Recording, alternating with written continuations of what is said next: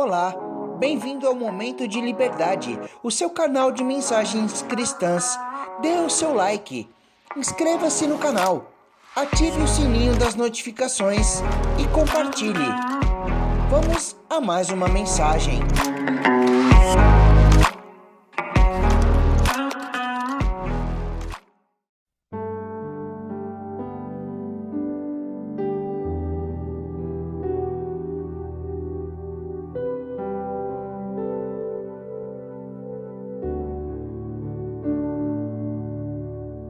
Momento de liberdade, os desafios de Deus para a sua vida, o desafio da alegria, sermão pregado pelo pastor Lucas Perrucci em 13/2/2011, à noite, na Igreja Batista da Itaberaba. Filipenses 3:1-4 e 1 Tessalonicenses 5:16, está escrito: quanto ao mais, irmãos meus, alegrai-vos no Senhor.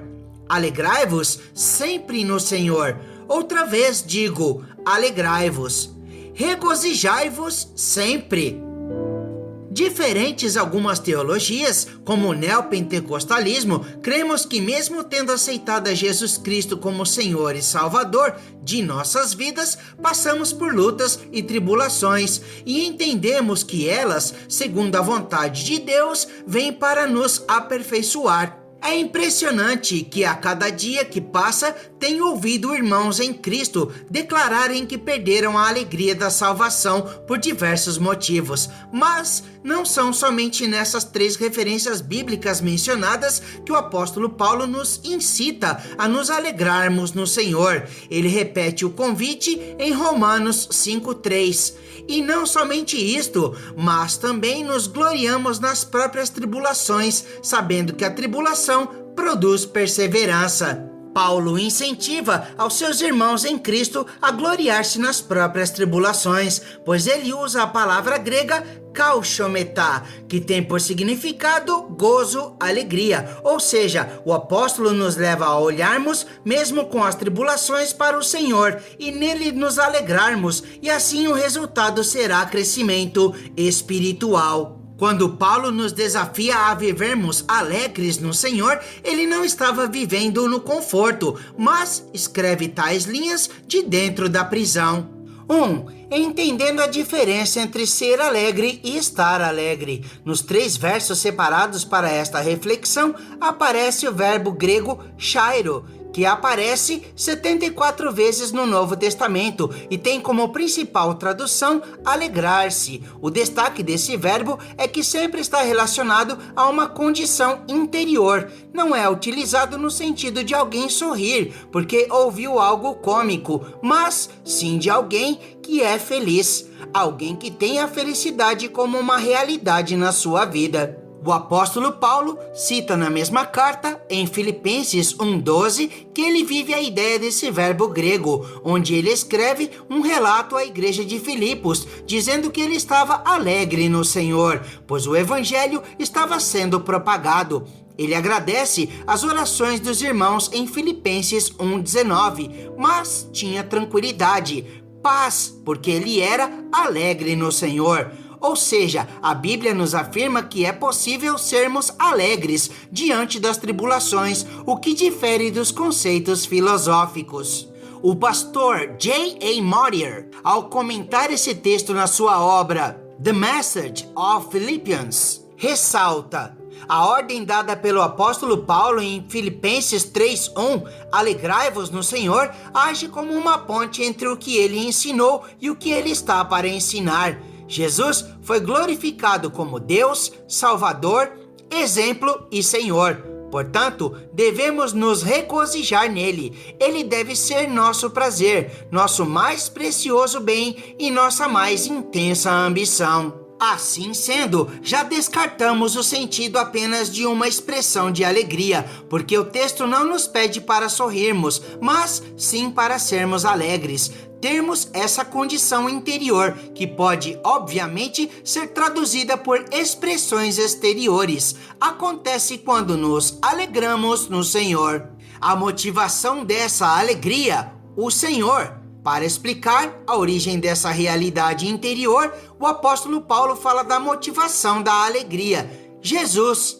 É impressionante que mesmo em meio às cadeias, Paulo nos motiva a olharmos nossa verdadeira alegria.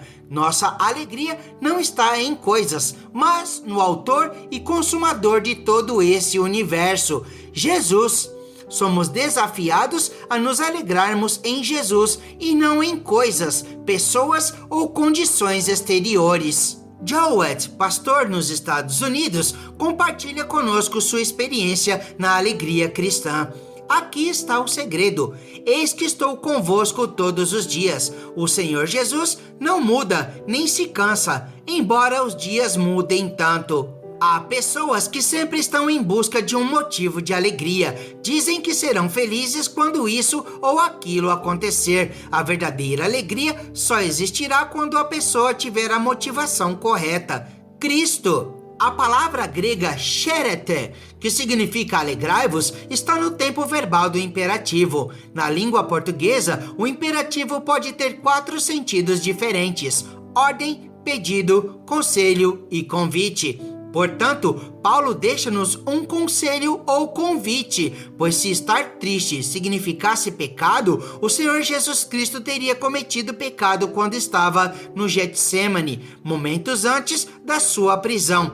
Pois ele disse: a minha alma está profundamente triste até a morte, ficai aqui e vigiai comigo. Como temos a certeza da verdade de que Jesus Cristo nunca pecou, entendemos que a tristeza é algo que nos afeta, nos prejudica, e por causa disto o Senhor nos convida a nos alegrarmos nele, pelo seu cuidado e amor. Sendo assim, a palavra chérete então significa tanto o estado da alegria como o objetivo dela: Jesus. 2. O desafio: ser alegre sempre.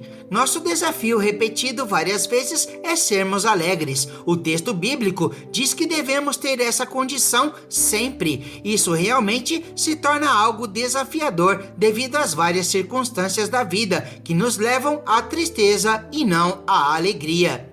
A alegria que as Escrituras falam é de âmbito espiritual. É do mesmo tipo que foi vivenciada pelo Senhor Jesus Cristo em Lucas 10, 21. Naquela hora, exultou Jesus no Espírito Santo. Esse é o único texto que registra um momento de grande alegria de Jesus.